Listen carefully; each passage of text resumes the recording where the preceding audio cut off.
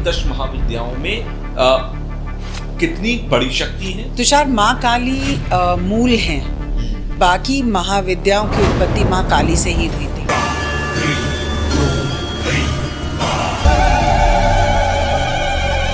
दश महाविद्याओं से सनातन धर्म के अंदर हर व्यक्ति को बहुत दूर रखा गया। ये माना गया कि 10 महाविद्या जो है वो तंत्र से जुड़ी हुई है और तंत्र से इंसान को दूर रहना चाहिए। पर इन शक्तियों का आह्वान पहले देवता करते थे। आज जब स्पिरिचुअलिटी अपनी चरम सीमा पर आ गई है, जबकि हमारा यूथ भी इसको पहचान रहा है, सनातन धर्म की फिर से रील्स और वीडियोस और पॉडकास्ट बने जा रही हैं, तो ये एक सही टाइम है इस शक्ति को अंडरस्टैंड करने का। उनको बुलाने के जो हैं 2 तरीके हैं, एक सात्विक है और एक तामसिक है। क्या डायरेक्ट कनेक्शन तंत्र का माँ काली से ही है? आई थिंक इंडिया में तंत्र को तंत्र मंत्र is equal to wrong, is equal to काला जादू, इज इक्वल टू वशीकरण। ये सब कुछ हम तंत्र के अंदर एक छोटे से वर्ड के अंदर ये सारी भावनाएं लेके चलते हैं। Yes, and black magic is equal to वशीकरण, ब्लड, डेथ। कैसे करनी चाहिए माँ काली की पूजा घर में? तुषार, सबसे पहले तो अगर आपको वात्सल्य की ज़रूरत है तो आप प्लीज़ माँ पार्वती के पास जाएं। अगर नहीं तो माँ दुर्गा तक ही रहें। माँ दुर्गा तक ही रहें। अगर आपको माँ काली को बुलाना है तो आपको एक इंटेंस एनर्जी एक्सपेक्ट करनी होगी।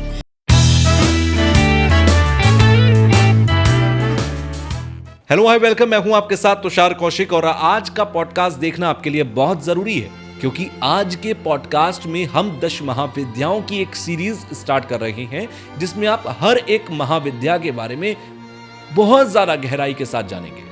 और आपने आज तक बहुत सारे पॉडकास्ट देखे या हो सकता है सुने हो, लेकिन ऐसी जानकारी आपको शायद ही कहीं मिलेगी। रीजन बिहाइंड दैट मैं आपको बता देता हूं। डॉक्टर मनमीत कुमार, जिनके साथ मैं ये सीरीज कर रहा हूं, क्यों कर रहा हूं आप समझिए। डॉक्टर मनमीत ने अपना एक पेपर पब्लिश किया ऑक्सफोर्ड यूनिवर्सिटी के ऊपर 10 महाविद्याओं पर। उनकी 10 महाविद्याओं पर एक बेहतरीन रिसर्च है, जो एक बुक में भी बहुत जल्द पब्लिश होकर मार्केट में आने वाली है। तो उनसे ज्यादा नॉलेज 10 महाविद्याओं पर आई डोंट थिंक सो कि हर एक के पास होती है, होंगे और लोग भी, लेकिन डॉक्टर मनमीत के पास बेहद गहरी जानकारी। और मैं बहुत प्रभावित हुआ उनसे जब मैंने उनसे 10 महाविद्याओं पर पहले वाला पॉडकास्ट किया था। तो मैंने सोचा क्यों ना हम एक सीरीज करें और इस नवरात्र आप लोगों को हर 10 महाविद्याओं में हर एक महाविद्या पर एक गहरी नॉलेज इस पॉडकास्ट के थ्रू प्रोवाइड करें, क्योंकि मेरी कोशिश ये होती है कि हम हर एक पॉडकास्ट के साथ एक वैल्यू एडिशन आपकी लाइफ में दें, जो कि एक नॉलेज बेस्ड होनी चाहिए। तो चलिए बिना देरी के शुरू करते हैं आज के इस पॉडकास्ट को माँ काली के ऊपर।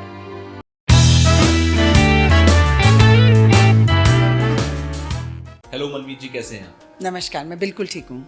आज फिर से हम एक बार 10 महाविद्या पर बात करना चाहते हैं, और जब हमने डिसाइड किया कि आज हम 10 महाविद्या पर बात करें, तो ये बात निकल कर सामने आई थी कि हम कर चुके हैं, तो दोबारा करने की जरूरत क्या है? लोगों को दोबारा से वो नॉलेज, जो महाविद्या की नॉलेज है, वो वापस से देने की जरूरत क्या है? तो कुछ कहीं ना कहीं ऐसी चीजें थी जो हम लोगों के बीच में बात हुई कि नहीं, हमें ये बातें भी बतानी चाहिए लोगों को। तो सबसे पहले मैं चाहता हूं कि आप हमारे व्यूअर्स को, जो अभी हमारे साथ जुड़े हैं, उन्हें आप ये क्लियर करिए कि महाविद्या पर एक बार फिर से बात करने की जरूरत क्यों? महाविद्या पर बात करने की आवश्यकता डार्कनेस की वजह से है। ऐसा नहीं है कि महाविद्या पे पहले बात नहीं हुई या मल्टीपल पॉडकास्ट नहीं आ रहे। मेरे बहुत सारे साथी भी हैं जो इस पे बना रहे हैं।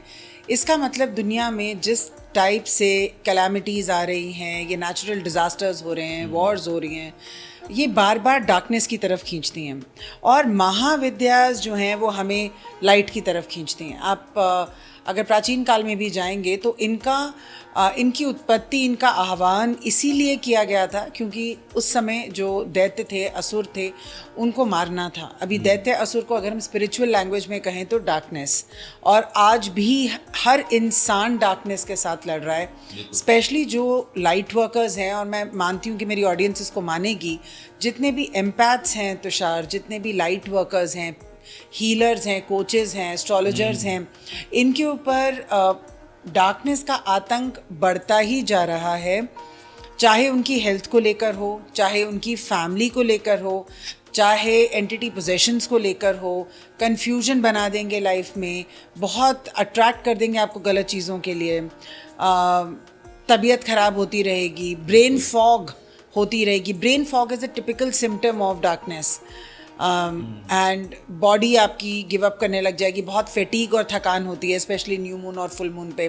तो जो एम्पैथ्स और लाइट वर्कर्स हैं उनको बार बार लाइट की तरफ जाना ज़रूरी है. और साल में 4 बार नवरात्रे आते हैं, 2 बार गुप्त और 2 बार गृहस्थ. और हर नवरात्रि अपने में एक बहुत पावरफुल और पोटेंट टाइम है जिसमें इस डार्कनेस का सामना किया जा सकता है. हमने पिछले पॉडकास्ट में एक जनरल उनको एक ओवरव्यू दिया है, लेकिन बहुत लोगों के क्वेश्चंस आए और कमेंट्स आए कि साधना करनी कैसे है, हमें करते वक्त ये लगा, हमें ऐसे सिम्टम्स हुए. तो मैंने सोचा कि एक बार और हम अटेम्प्ट करें लाइट की तरफ जाना, लाइट की तरफ लेके जाना.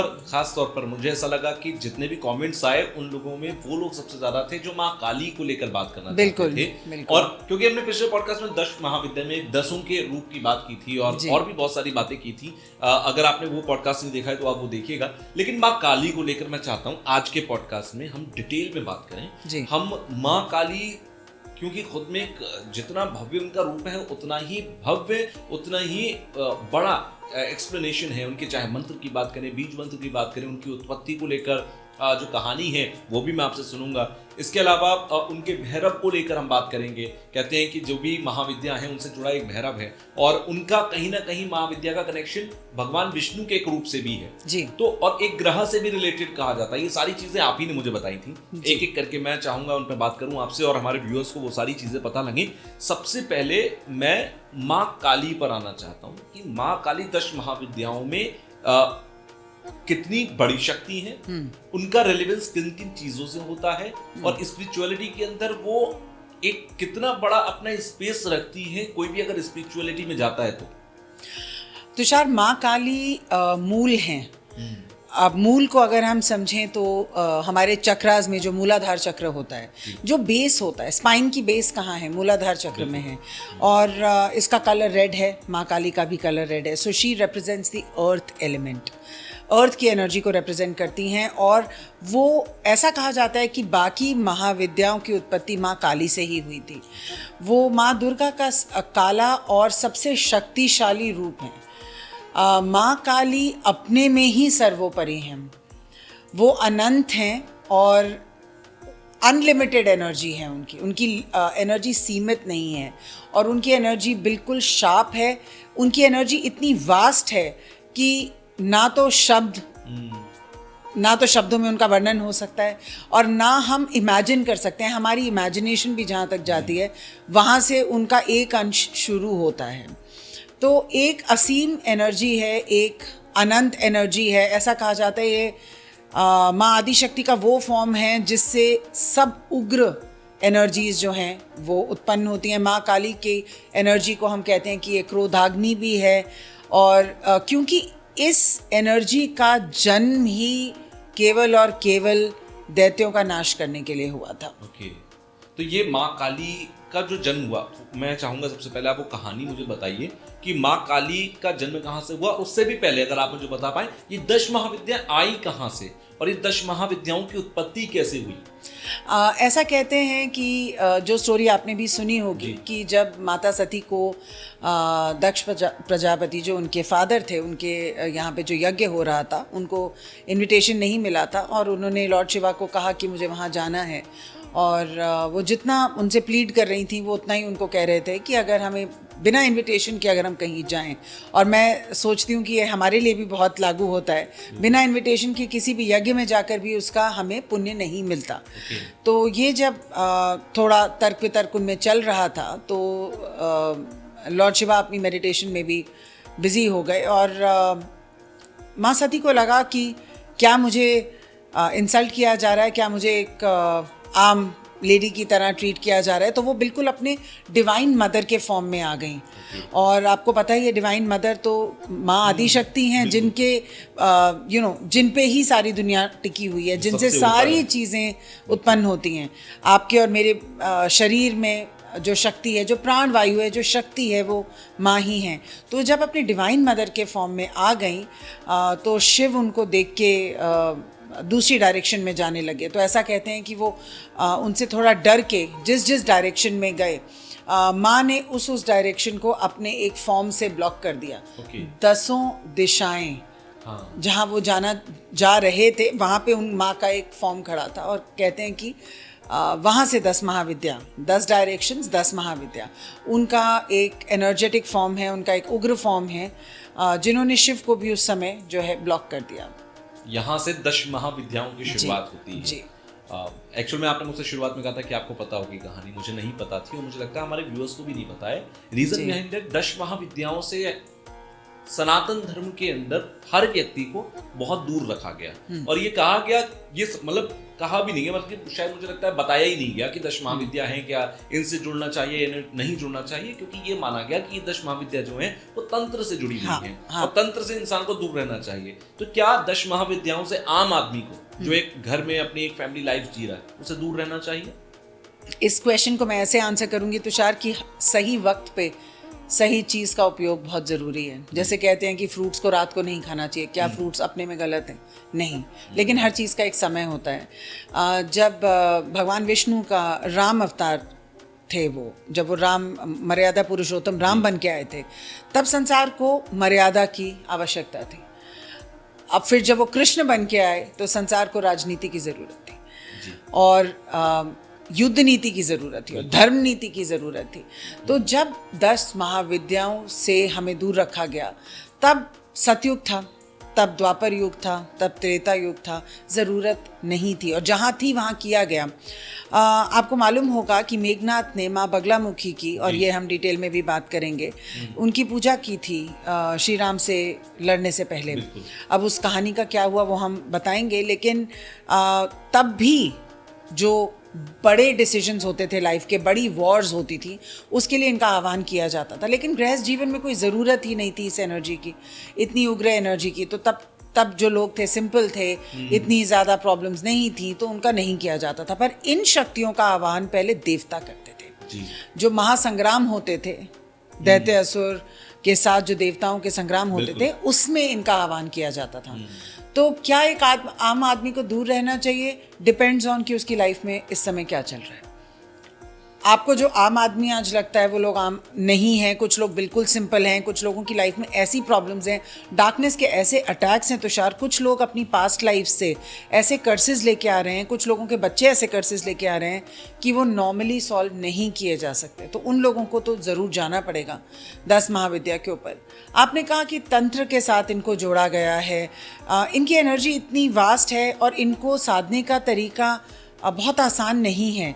तो माना जाता था कि गृहस्थ लोग नहीं कर सकते, पर आज जब स्पिरिचुअलिटी अपनी चरम सीमा पर आ गई है, जबकि हमारा यूथ भी इसको पहचान रहा है, सनातन धर्म की फिर से रील्स और वीडियोस और पॉडकास्ट बने जा रही हैं, तो ये एक सही टाइम है इस शक्ति को अंडरस्टैंड करने का। और जैसे कहते हैं लॉ ऑफ अट्रैक्शन में भी कि जो मैच करता है आपके साथ, आपको वही चीज़ काम आएगी। जैसे अगर आपको किसी टाइप की प्रवृत्ति है, आपको पित्त है, आप आयुर्वेदा में पित्त प्रवृत्ति के हैं, तो आपको गर्म खाना और मसालेदार खाना नहीं खाना है। अब क्या सबको ही नहीं खाना? नहीं, आपकी नेचर पे डिपेंड करता है, तो आपकी प्रॉब्लम पे डिपेंड करता है, आप कितनी एनर्जी ले सकते हैं पे डिपेंड करता है, इनके अपने क्या नियम हैं, क्या आप वो कर सकते हैं, इस पे डिपेंड करता है। तो इसका कोई येस और नो आंसर नहीं है, depends on situation and depends on the persons own energy. Okay, आपने माँ काली का, क्योंकि हम माँ काली के ऊपर ही पूरा पॉडकास्ट कर रहे हैं और मैं चाहता हूँ कि मैं माँ काली के आसपास ही आपसे बात करूँ। माँ काली की उत्पत्ति कहाँ से हुई, क्यों हुई और इसकी ज़रूरत क्या पड़ी? आपने कहा 10 महाविद्या वहाँ पर उत्पन्न हुई, फिर माँ काली का कैसे आगे एक सफ़र रहा या फिर क्यों उत्पत्ति हुई, किसका उन्होंने वध किया? तुषार, माँ काली की उत्पत्ति की बहुत सारी कहानियाँ हैं, आपको पता है कि ओवर द ईयर्स बहुत सारी हैं, पर जो मुझे लगता है कि सही है वो ये है कि माँ काली की उत्पत्ति भगवान शिव के तीसरे नेत्र से हुई। बहुत ही हाहाकार छा गया था। मैं आपको बताती हूँ, एक बहुत बड़ा असुर था जो भगवान ब्रह्मा का मेडिटेशन कर रहा था। उसने बहुत कठोर तपस्या की, लेकिन उसकी मेडिटेशन में ही देवराज इंद्र ने उसका गला काट दिया, क्योंकि उसको मालूम था कि अगर इन्होंने ब्रह्मा जी की से वरदान ले लिया तो देवताओं का संहार हो जाएगा। तो उन्होंने मेडिटेशन करते करते ही उस असुर का सर काट दिया। अब उस असुर ने डिटर्मिन किया कि मैं फिर से जन्म लूंगा और मैं इस बार और भी कठोर तप करूंगा। तो वो जो असुर था वो था रक्त बीज। और रक्त बीज ने पुनः जन्म लेके भगवान ब्रह्मा की बहुत कठोर तपस्या करी। और जब ब्रह्मा जी प्रकट हुए तो उसने ये वरदान मांगा कि जहाँ जहाँ मेरे रक्त की, मतलब मेरे ब्लड की एक ड्रॉप भी गिरे, वहाँ से बिल्कुल मेरी जितनी शक्ति का एक असुर, एक रक्त बीज जो है वो नया पैदा हो जाए विद इन सेकेंड्स।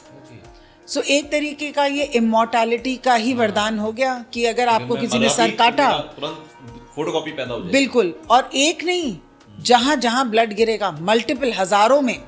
तो ये अलग टाइप का इमॉर्टैलिटी का जो था वो वरदान था। अब ब्रह्मा जी को देना पड़ा, उन्होंने दे दिया।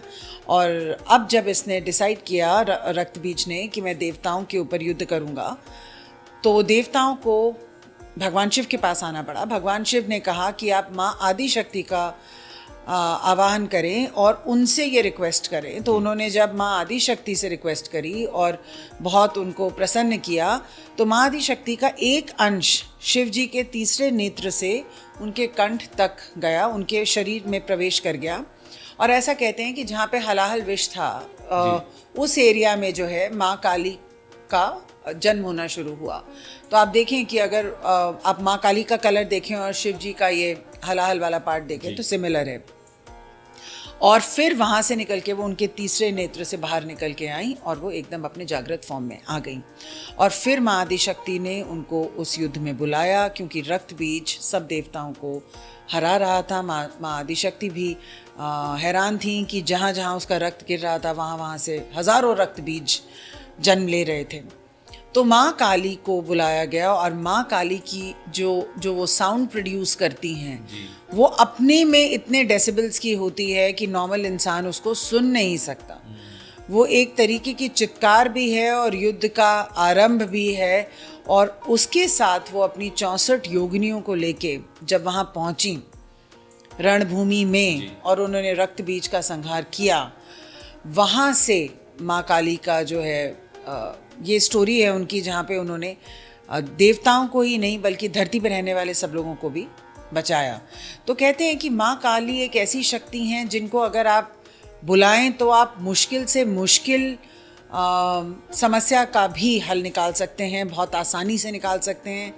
उनको बुलाने के जो हैं 2 तरीके हैं, एक सात्विक है और एक तामसिक है। अच्छा, मतलब सात्विक रास्ते पर चलने वाले भी माँ काली की पूजा कर सकते हैं। हाँ जी। और तामसिक रास्ते पर चलने वाले भी पूजा कर सकते हैं। जी, सात्विक रास्ते पे चलने वाले लोग, उनको जैसे गृहस्थ लोग होते हैं वो सात्विक तरीके से करेंगे तो भी माँ आएंगी। और तामसिक तरीके से थोड़ा जल्दी होता है एंड थोड़ा सा उसमें आपको अलग सिद्धियाँ मिलती हैं। अच्छा, दोनों तरीके से माँ जब आती हैं तो अंतर क्या आता है? सिद्धियों में फ़र्क है और उनको बुलाने के तरीके में फ़र्क है। सात्विक जो हैं वो मांस मच्छी ये सब नहीं करेंगे, मदिरा पान नहीं करेंगे। और भी काफ़ी सारी प्रैक्टिसेस होती हैं, काफ़ी सारे रिचुअल्स होते हैं, जैसे कि सैक्रिफाइस देना, हम शमशान काली को इन्वोक कर सकते हैं। बहुत सारे अलग अलग माँ काली और शमशान काली क्या एक ही चीज़ है? ऐसा कहते हैं कि शमशान काली का जो है वो लेफ्ट फुट शिवा के ऊपर है। अच्छा। और भद्र काली का राइट फुट शिवा के ऊपर है। कहते हैं कि जो लेफ्ट फुट है, जो शमशान काली हैं, वो बहुत ज़्यादा उग्र हैं और उनको कंट्रोल करना बहुत मुश्किल है। लेकिन ज़्यादा सिद्धियाँ जो हैं, जिस टाइप की सिद्धियाँ तांत्रिकों को चाहिए होती हैं, वो शमशान काली देती हैं। और शमशान काली का जो आवाहन होता है वो शमशान में ही होता है, उनको घर पे आप नहीं वो कर सकते। और जो प्रैक्टिसेस होती हैं वो गृहस्थ जीवन के बिल्कुल अगेंस्ट होती हैं। और जो भद्रकाली हैं उनका फिर भी एक ईजियर फॉर्म है। और जैसे हम और आप माँ काली को अपने घर में माँ काली की फ़ोटो रख के आवाहन करें तो वो एक बहुत सात्विक तरीका होता है और उसमें बहुत एक्स्ट्रा साल लगते हैं, क्योंकि हम पूरे दिन तो सिर्फ मंत्र जाप नहीं कर रहे, हम ऑफिस भी जा रहे हैं, हम बच्चे भी देख रहे हैं, हम सोसाइटी की चीज़ें भी कर रहे हैं, माया में भी हैं। लेकिन जब तांत्रिक इसको करते हैं तो वो एक बहुत एक्सटेंडेड पीरियड ऑफ टाइम के लिए करते हैं और उनका 90% ऑफ द डे इसी में जाता है। तो इंटेंसिटी में अंतर है, प्रैक्टिसेस में अंतर है, आप क्या पाना चाहते हैं उसमें अंतर है, और जो शक्ति आगे से आती है उसमें भी। यानी कि मैं एक चीज समझ सकता हूँ, आपने कहा कि माँ काली के 2 रूप, शमशान काली और एक माँ काली का जो सात्विक तरीके से पूजा करते हैं, तंत्र से एक बहुत बड़ा रिलेशन माँ काली का बताया जाता है और समझ में भी लोगों को आता है। तो क्या डायरेक्ट कनेक्शन तंत्र का माँ काली से ही है, और ये तंत्र से जो कनेक्शन है ये किस तरीके का होता है माँ काली का? तंत्र किसी चीज को करने का एक तरीका होता है। आई थिंक इंडिया में तंत्र को तंत्र मंत्र is equal to wrong, is equal to काला जादू, इज इक्वल टू वशीकरण, ये सब कुछ हम तंत्र के अंदर एक छोटे से वर्ड के अंदर ये सारी भावनाएं लेके चलते हैं। Yes, and black magic is equal to वशीकरण, blood, death, you know, diseases, हमारा नुकसान। तो तंत्र किसी चीज़ को करने का एक तरीका है। हम कोई भी सेटअप करते हैं वो तंत्र होता है, हम खाना बनाते हैं वो तंत्र होता है, हम प्रेडिक्शंस करते हैं वो भी तंत्र होता है। किसी भी चीज़ को करने का जो तरीका है वो भी तंत्र है, बिल्कुल। तो माँ काली की जो एनर्जी है वो इतनी स्ट्रांग है कि वो गिवर को कुछ भी दे सकती है if done in the right way. तो इसलिए उस एनर्जी को यूज़ करना वो सबसे इम्पॉर्टेंट टूल है। किसी भी चीज़ का टूल क्या है? एनर्जी है, शक्ति है, और वो इतना तीव्र फॉर्म ऑफ शक्ति है कि आप उसको कैसे भी यूज़ कर सकते हैं। अब ये तांत्रिक के ऊपर है या ये साधक के ऊपर है कि वो उसको कैसे यूज़ करता है। लोगों के हित के लिए यूज़ करता है, अहित के लिए यूज़ करता है। माँ ने तो अपनी शक्तियों का हमेशा जो सदुपयोग ही किया है, लेकिन इंसान उसका दुरुपयोग कर लेता है। लेकिन तंत्र का मतलब ब्लैक मैजिक नहीं है। तंत्र का मतलब एक चीज़ को करने का तरीका है, और माँ काली के साथ इसलिए जुड़ा होता है बिकॉज माँ काली डिफ्रेंशिएट नहीं करती हैं। वो ये नहीं कहती हैं कि तुम शमशान में मेरी पूजा कर रहे हो तो मैं तुम्हें सिद्धि नहीं दूंगी, तुम घर पे कर रहे हो, सात्विक तरीके से कर रहे हो तो ही मैं प्रकट होंगी। She is the giver to both दैत्य एज वेल एज देवता। तो उनकी इंटेंशन मैटर करती है, और उनकी पूजा देवता भी करते हैं और उनकी पूजा जो है वो असुर भी करते हैं। देखिए, शिव और शक्ति डिफ्रेंशिएट नहीं करते। ऐसा कहते हैं कि ब्रह्म राक्षस भी माँ काली की उपासना करते हैं। तो ये तो उपासना करने वाले के ऊपर है। अब आप उसको कैसे यूज कर रहे हैं ये आपकी प्रॉब्लम है, ये आपका कार्मिक कोश है। लेकिन वो तो आपकी इंटेंसिटी से प्रसन्न होके आएंगी और जो आप कहेंगे वो देंगी। उनका काम नहीं है राइट एंड रॉन्ग सोचना, हमारा काम है राइट एंड रॉन्ग सोचना। सो आपके हाथ में एक टूल दिया जा रहा है, एक एनर्जी बॉल दिया जा रहा है, now you decide what you want to do with it. So इसको एक नेगेटिव कॉनोटेशन देना गलत होगा, because she is pure energy. मैं बहुत बार कहती हूँ फायर की एनर्जी जला भी सकती है, खाना बना भी सकती है, राइट? हम जो चीज़ें, जो दवाइयाँ होती हैं, वो एक छोटे मात्रा में दवाई होगी और बड़े मात्रा में अगर ले लिया जाए तो पॉइजन होगी। It depends on how we use it. तो यानी कि हम माँ काली की पूजा कर रहे हैं, अब हमारी इंटेंशन जो है वो हमारे कार्मिक रिलेशन बनाएगी और फिर वो कार्मिक तरीके से हमारा उसका रिजल्ट आएगा। अच्छा, तंत्र में भी दो रास्ते बताए गए, एक दक्षिण मार्ग और एक वाम मार्ग। क्या वामार्ग है क्या? एक तो दक्षिण मार्ग और वामार्ग का बारे में आप मुझे बताइए। क्या माँ काली की जो सिद्धि होती है, क्योंकि आपने शमशान काली की बात की, आपने तंत्र का एक डार्कनेस वाला जो रास्ता है वो बताया, क्या ये वामार्ग है? वामार्ग इसी को कहते हैं? हाँ, वामार्ग मतलब the left handed way of doing things, which means that वो मैथुन, मदिरा, मांस ऐसे करके जो तंत्र मंत्र का प्रयोग, और सैक्रिफाइस, एनिमल सैक्रिफाइस। कई लोग तो ह्यूमन सैक्रिफाइस में भी बिलीव करते हैं, नर बलि और जानवर की बलि। तो अभी ये ठीक है या गलत, ये हर इंसान के ऊपर डिपेंड करता है, वो उसको फॉलो करना चाहता है, पर इसके एक विधि विधान है, इसके एक तरीके हैं करने के। और वाम मार्ग वाले लोग जो हैं, वाम मार्ग की जो पूजा होती है वो घर पे नहीं हो सकती, तो घर पे सिर्फ सात्विक तरीके से पूजा हो सकती है। तो जो दर्शक ये देख रहे हैं और नवरात्रि में इनकी पूजा करना चाहते हैं, उनके लिए ज़रूरी है समझना कि उनकी इंटेंशन क्या है, वो माँ का आह्वान क्यों करना चाहते हैं। क्या वो साधना करना चाहते हैं या क्या वो पूजा करना चाहते हैं जी। क्योंकि साधना करना चाहते हैं तो उनको 80% एक गुरु की ज़रूरत रहेगी। उस दीक्षा के बिना समझना पॉसिबल नहीं है सिर्फ यूट्यूब से कि ये कैसे की जाए। और क्योंकि आप कर तो लेंगे, लेकिन उसके बीच में जो आपके एक्सपीरियंसेस होंगे आप उनका क्या करेंगे। तो अगर आप माँ की ब्लेसिंग्स चाहते हैं, which I think is the aim of this podcast, अगर आप माँ की ब्लेसिंग्स चाहते हैं तो हम उस पर ज़रूर बात कर सकते हैं, और कैसे लोगों के एक्सपीरियंसेस रहते हैं और क्या करना चाहिए। क्या एक सिंपल तरीका है एक office going, house going person का, एक हाउसवाइफ का या एक आदमी का, कि वो कैसे इसको आसान तरीके से इनकी ब्लेसिंग्स ले सकते हैं। यानी कि वामार्ग एक ऐसा रास्ता है जिस पर सिर्फ वो लोग चलें जो ग्रस्त नहीं है जी, जो तंत्र में बहुत आगे जाना चाहते हैं, सिर्फ उन लोगों के लिए ये रास्ता होता है। अच्छा, आपने एक्सपीरियंसेस की बात की, थोड़ा सा मैं माँ काली की पूजा पर आता हूँ। कैसे करनी चाहिए माँ काली की पूजा घर में? एक आम आदमी जो एक फैमिली लाइफ जी रहा है वो माँ काली की पूजा करे तो कैसे करे, और जिस रास्ते से माँ काली जल्दी प्रसन्न होकर उस पर एक माँ की कृपा बनाकर रखें, क्योंकि माँ की जब हम बात करते हैं तो हम करुणा की बात करते हैं, हम दया की बात करते हैं, हम एक वात्सल्य की बात करते हैं। तो वो जो एक प्रॉपर्टीज हैं माँ की, वो कैसे प्राप्त हो सकती हैं, कैसे मिल सकती हैं एक बार? तुषार, सबसे पहले तो अगर आपको वात्सल्य की ज़रूरत है तो आप प्लीज़ माँ पार्वती के पास जाएं। अगर नहीं तो माँ दुर्गा तक ही रहें, माँ दुर्गा तक ही रहें। अगर आपको माँ काली को बुलाना है तो आपको एक इंटेंस एनर्जी एक्सपेक्ट करनी होगी। क्या आपकी बॉडी रेडी है उस इंटेंस एनर्जी के लिए? दूसरी चीज़, आप उस शक्ति का क्या करेंगे? क्या आप उससे अपना स्पिरिचुअल पाथ बढ़ाएंगे? क्या आप उससे कोई ऐसी शक्तियाँ लाएंगे जिससे आप कुछ आगे करना चाहते हैं? तो ये फिर एक साधना में जाएगा। लेकिन कैसे करें मैं आपको ज़रूर बता दूंगी। लेकिन अगर आप वात्सल्य एक्सपेक्ट कर रहे हैं, आप एक ठंडी छाया एक्सपेक्ट कर रहे हैं, तो वो माँ की एनर्जी नहीं है। She is at a certain frequency. जैसे रेडियो की फ्रीक्वेंसी अलग अलग होती है, माँ काली की फ्रीक्वेंसी एक एक्सट्रीमली हाई फ्रीक्वेंसी है। तो आपको पहले पता होना चाहिए कि मुझे ये चाहिए क्यों, मुझे करना क्या है इसका। और ब्लेसिंग्स के तौर पे अगर करने हैं, मैं आपको पूरा प्रोसेस बताती हूँ। लेकिन वात्सल्य की और प्रेम की एनर्जी माँ के दूसरे फॉर्म्स में है। तो हमें माँ दुर्गा का कवच करना चाहिए, माँ दुर्गा से प्रे करनी चाहिए, माँ वैष्णो देवी से प्रे करें। ये माँ का प्रेम है ना? तो माँ काली की एनर्जी पे आते हैं। माँ काली का जो मंत्र है, जो उनका बीज मंत्र है, वो है क्रीम। और क्रीम जो उनका बीज मंत्र है, सिर्फ इसका भी उच्चारण किया जा सकता है, लेकिन मैं रेकमेंड करूँगी कि ओम क्रीम कालिकाय नमः का उच्चारण किया जाए। एक और बात है कि जब हम एंड में किसी भी मंत्र के ओम लगा देते हैं तो वो मंत्र जो है वो लॉक हो जाता है। तो अगर हम कहें ओम क्रीम कालिकाय नमः Om, now this is a locked mantra. Locked mantra का क्या मतलब होता है कि उसमें कोई भी नेगेटिव एनर्जी नहीं जा सकती। तो हम मंत्र को लॉक करना भूल जाते हैं क्योंकि हम सबने ऐसे ही मंत्र को पढ़ा, बट ये स्टार्टिंग में ओम लगाते हैं। हाँ, लेकिन दोनों तरफ अगर हम ओम लगाएं तो वो मंत्र लॉक हो जाता है। जब भी हम माँ काली का मंत्र करते हैं, बहुत सारी नेगेटिव एनर्जीज आती हैं हमारी तरफ, क्योंकि वो हमसे वो मंत्र उच्चारण का जो बेनिफिट है, जो उसका कोश है, वो लेना चाहती है। क्योंकि हर कोई माँ काली की साधना में कहीं ना कहीं पहुंचा है।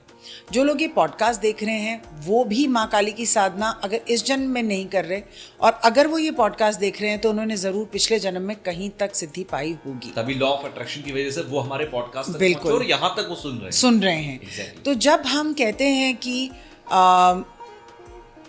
लेट्स से कोई कहता है मैंने 80,000 मंत्र किए, कोई कहता है मैंने 80 लाख मंत्र किए। अब 80 लाख मंत्र आपने शायद इस जन्म में ना किए, मतलब आपका और मेरा कोश अलग अलग हो सकता है। I could say I have done 80 lakhs, आप कहोगे लेकिन आपने तो 10 साल पहले ही शुरू किया था, और वो भी आप कितने मंत्र डेली पढ़ती हैं इसका मैथ्स हो सकता है। लेकिन मैंने हो सकता है 70 lakhs पिछले ही जन्मों से मैं लेके आई हूँ। तो अगर अभी मैं और 10 लाख करूंगी या 20 लाख करूंगी तो मेरा 1 करोड़ हो जाएगा। लेकिन आप हो सकता है इस जन्म में 20 कर चुके हो, मेरे से बहुत आगे निकल चुके हो, लेकिन फिर भी कहीं ना कहीं आपको लगता है कि ग्रेस आपके ऊपर कम है, मेरे ऊपर ज़्यादा है।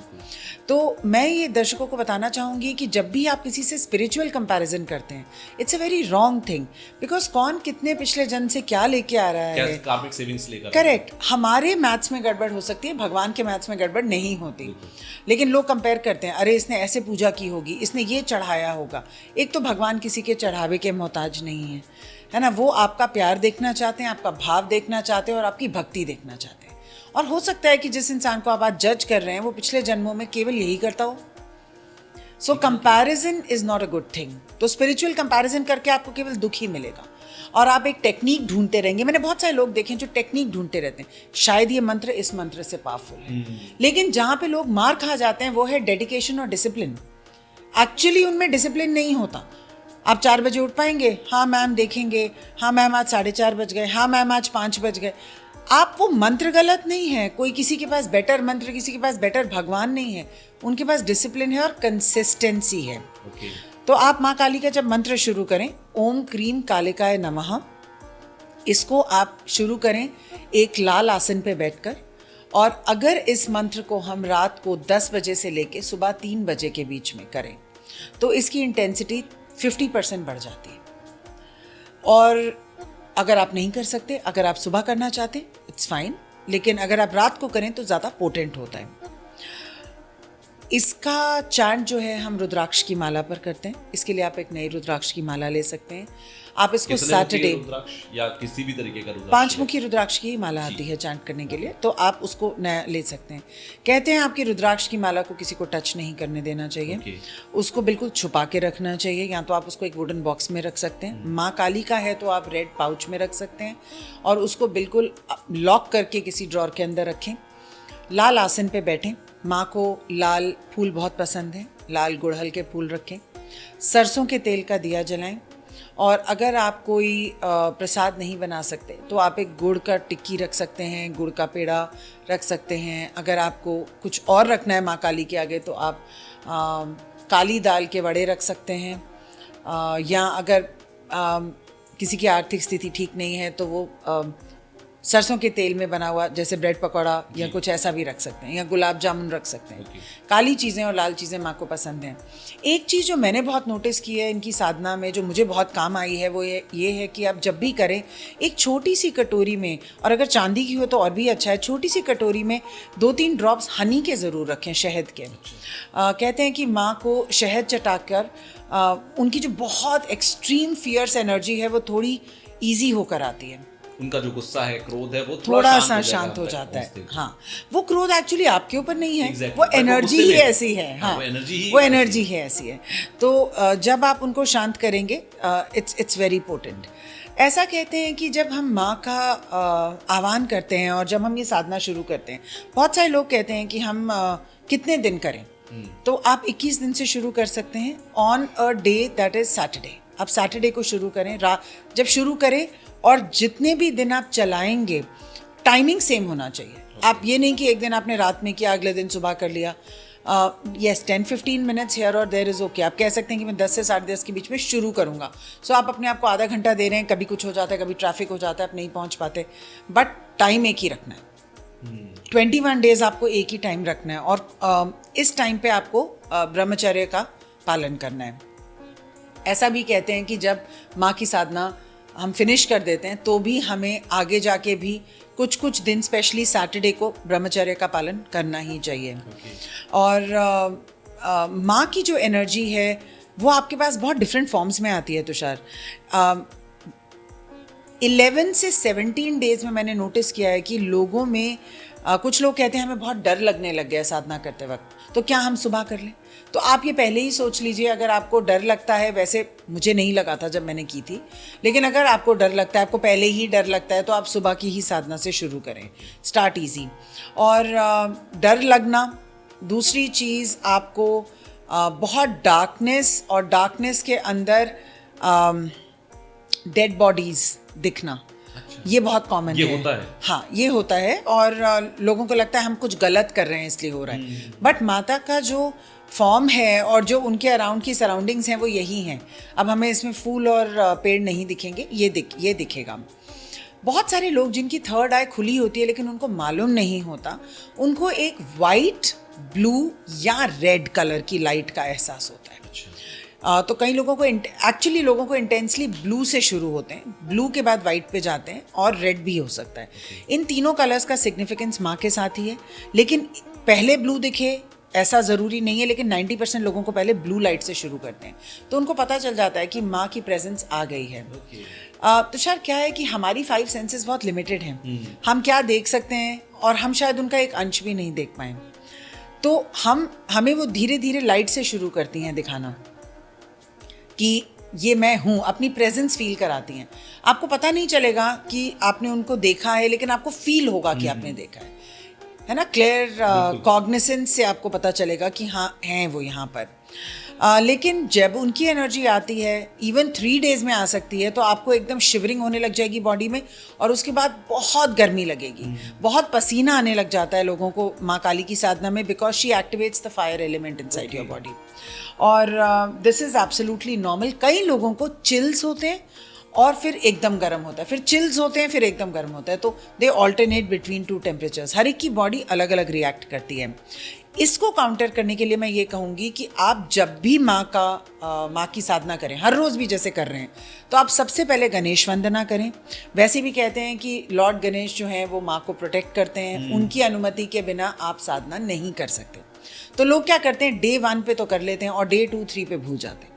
ऐसे नहीं करना, आपको हर रोज़ गणेश वंदना से ही शुरू करना है, या गणपति जी के किसी भी मंत्र से शुरू कर सकते हैं। उसके बाद आपको बटुक भैरव का या काल भैरव का एक माला करनी है, या ओम नमः शिवाय की एक माला करनी है, क्योंकि शिव जी की परमिशन के बिना आप महाविद्या को नहीं टच कर सकते। इसीलिए हर महाविद्या के पास, उनके टेम्पल के पास एक भैरव जी का टेम्पल होता है।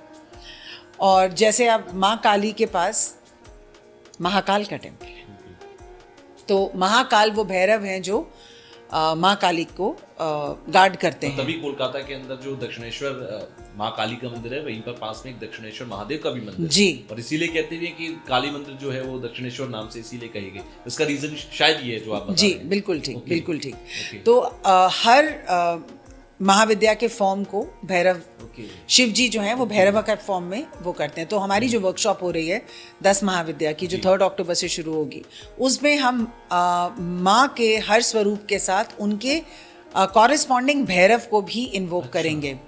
तो ये जो सारी चीज़ें मैं आपको बता रही हूँ, ये हम शुरू कर रहे हैं, और ये 10 महाविद्या की जो वर्कशॉप है उसमें होगा।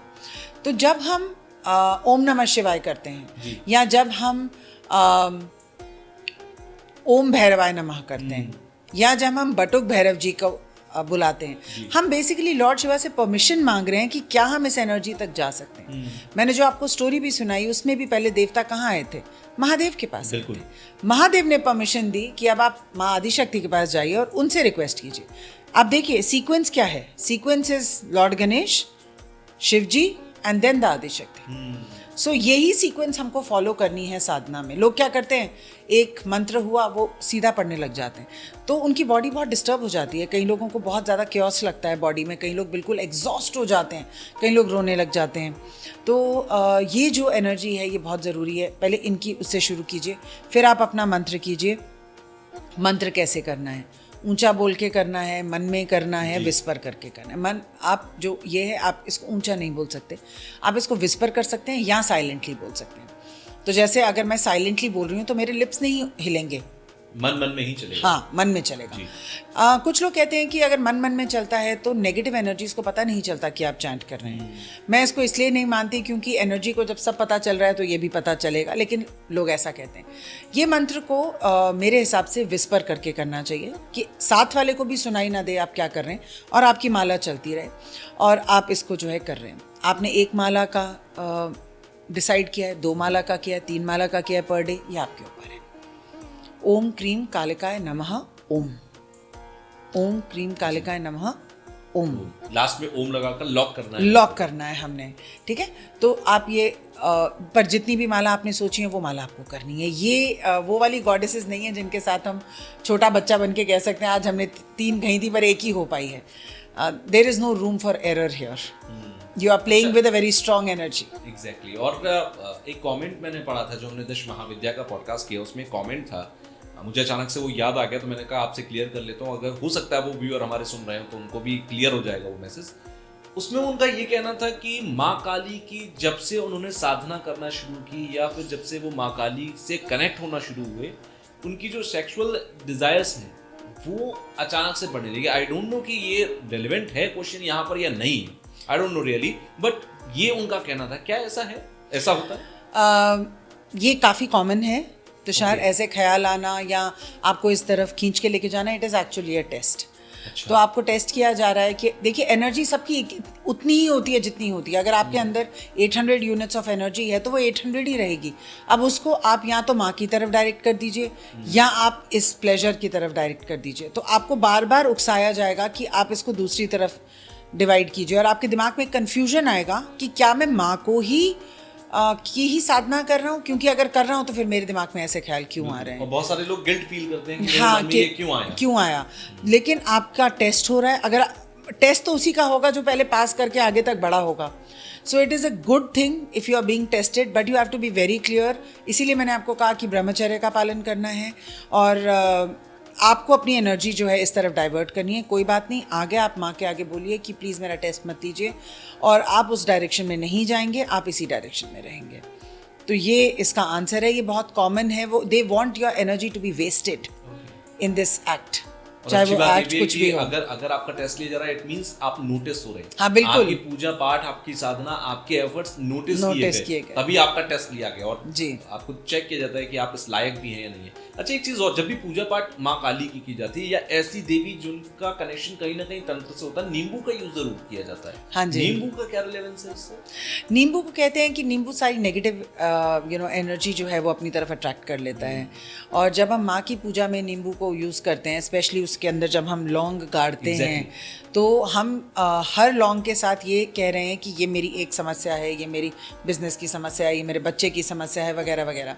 माँ जो है उसको सारी नेगेटिव एनर्जी आपके घर की लाके उस नींबू के अंदर रख देती हैं। चाहे उस नींबू को बाद में आप चौराहे पे डाल दीजिए, चाहे आप उस पूजा के बाद उस नींबू को जला दीजिए, और जो जिस नींबू में नज़र लगी हुई होती है वो नींबू बहुत ही गंदी तरीके से फटता है जब हम उसको जलाते हैं। तो उसका फटना ही काफ़ी है आपको ये बताने के लिए कि आपके ऊपर कितनी बुरी जो थी वो नज़र थी। तो नींबू का बहुत ज़्यादा यूज़ है मैंने इसमें। देखा कई मूवीज में भी ऐसा कि किसी भी तंत्र की पहचान करनी है तब भी नींबू और लौंग का इस्तेमाल किया जाता है। जी, ये देखिए हमारे खाद्य पदार्थों में कुछ ऐसी चीज़ें हैं जो नेगेटिव एनर्जी को एकदम बांध लेती हैं, और हम बांध के उनको माँ को दे रहे हैं और कह रहे हैं कि बस इनको यहाँ से हटा दीजिए, अभी आप सब कुछ उसके अंदर आ जाता है। और ये स्पेशली रेलिवेंट होता है। आप देखिए, अगर आप 21 डेज़ की साधना कर रहे हैं, 21 डेज़ के बाद जब आप नींबू का प्रयोग करेंगे, हर रोज़ भी कर सकते हैं, लेकिन 21st डे के बाद कुछ अलग होगा, नेक्स्ट 21 डेज़ के बाद कुछ अलग होगा, नेक्स्ट 21 डेज़, तो आपको खुद ही पता चल जाएगा आपकी घर की एनर्जी कितनी क्लियर हो रही है। मैं दर्शकों को ज़रूर ये कहूँगी कि अगर आपके घर में आपको लगता है कि तंत्र मंत्र का प्रयोग किया गया है, आपको लगता है कि आपके बच्चे पे नज़र है, आप पे नज़र है, आपके पैसे पे नज़र है, आपके स्पाउस पे नज़र है, आपके बिजनेस पे नज़र है, तो आप माँ काली की साधना ज़रूर करें, लेकिन पूरे नियम और विधि विधान से करें। और उसके बाद जो है एक बार अपनी अपने आप को दिखाएं, आपका ऑरा स्कैनिंग करें, ताकि पता चले कि कितना है। और हर 21 डेज़ ये करने के बाद आप 3 मंथ्स के बाद देखें आपका मंत्र तंत्र जो भी ऊपरी हवा है वो 80 to 90% खुद ही कम हो जाएगी। और तुषार, हमने इतने जो वशीकरण पे पॉडकास्ट किए थे, मैं आपको बता नहीं सकती कितने लोग हमारे पास आते हैं और कहते हैं हमारा कर दीजिए। अभी पॉसिबल नहीं है हज़ारों में, क्योंकि मेरी भी एनर्जी लिमिटेड है, मेरे हीलर्स की भी लिमिटेड है। इसलिए मैं पॉडकास्ट में एक बहुत आसान तरीका बता रही हूँ। ये जो है आसान तो नहीं है, सटीक है। आसान तो आपको तब पता चलेगा जब आप ये एनर्जी करना शुरू करेंगे, लेकिन जब आप ये करेंगे तो एक क्वेश्चन और भी आता है इसमें कि करते वक्त क्या हम नॉन-वेज फूड खा सकते हैं। आपने ही मुझसे पूछा था पॉडकास्ट से पहले कि क्या किया जाए। आप अपनी साधना में ना खाएं। आप क्योंकि वाम मार्ग पे नहीं चल रहे हैं, आप ना खाएं। आप सात्विक तरीके से ही करें, सात्विक तरीके से ही भोजन करें, मदिरापान ना करें। और आप माँ काली को जब, क्योंकि क्या है कि आप जब मिक्स कर देते हैं टेक्निक्स को तो डिज़ास्टर हो जाता है। दूसरी चीज़, आपकी बॉडी में एनर्जी का हाई रहना बहुत ज़रूरी है, बिकॉज वो एक बहुत हाई एनर्जी आपकी तरफ आ रही है, और अगर आपकी बॉडी उसको नहीं ले पाएगी तो फिर आप बीमार पड़ सकते हैं।